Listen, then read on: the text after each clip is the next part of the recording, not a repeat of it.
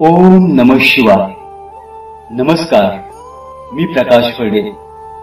आज आपण जाणून घेणार आहोत त्र्यंबकेश्वर या 10व्या ज्योतिर्लिंगाविषयी पौराणिक कथा आणि माहिती। त्र्यंबकेश्वर ज्योतिर्लिंग हे भारतातील एक प्राचीन तीर्थस्थान आहे। सर्व 12 ज्योतिर्लिंगांपैकी हे विशेष आहे।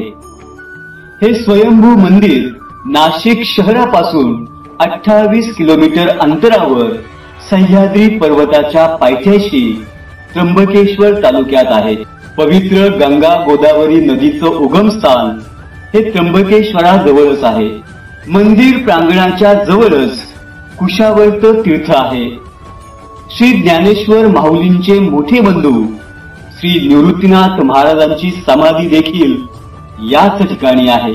त्र्यंबकेश्वर मध्ये अनेक धार्मिक संस्था देखील आहेत, ज्या वेदशाळा, संस्कृत पाठशाळा, कीर्तन पाठशाळा, प्रवचन संस्था चालवितात। येथे प्रचलित असलेल्या आख्यायिकेनुसार प्राचीन काळी ब्रह्मगिरी पर्वतावर देवी अहिल्याचे पती ऋषी गौतम यांनी वास्तव्य करून तपश्चर्या केली होती।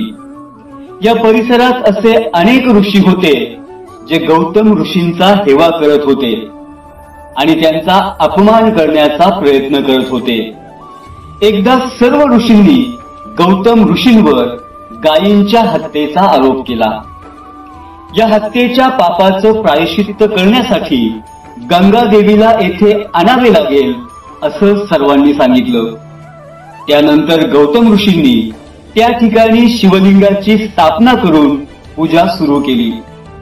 गौतम ऋषींच्या भक्तीमुळे प्रसन्न होऊन भगवान शिव आणि माता पार्वती तेथे प्रकट झाले आणि वरदान मागायला सांगितलं।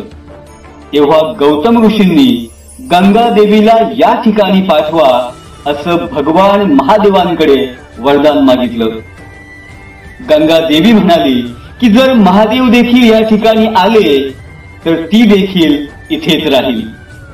भगवान महादेवांनी गंगेच्या या विनंतीवरून त्र्यंबकेश्वर ज्योतिर्लिंगाच्या रूपात तेथे वास्तव्य करण्याचं मान्य केलं आणि गंगा नदी तेथे वाहू लागली। मंदिराच्या आत एका छोट्या खड्ड्यात 3 लहान शिवलिंग आहेत। हे 3 शिवलिंग ब्रह्मा, विष्णू आणि शिव म्हणून ओळखली जातात।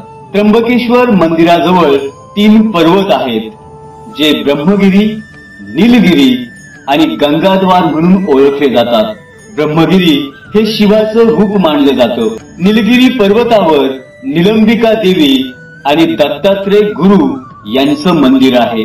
गंगाद्वार पर्वतावर गंगा देवीचं मंदिर आहे। मूर्तीच्या पायातून पाण्याचे थेंब थेंब पडतात, जे जवळच्या कुंडांमध्ये जमा होतात।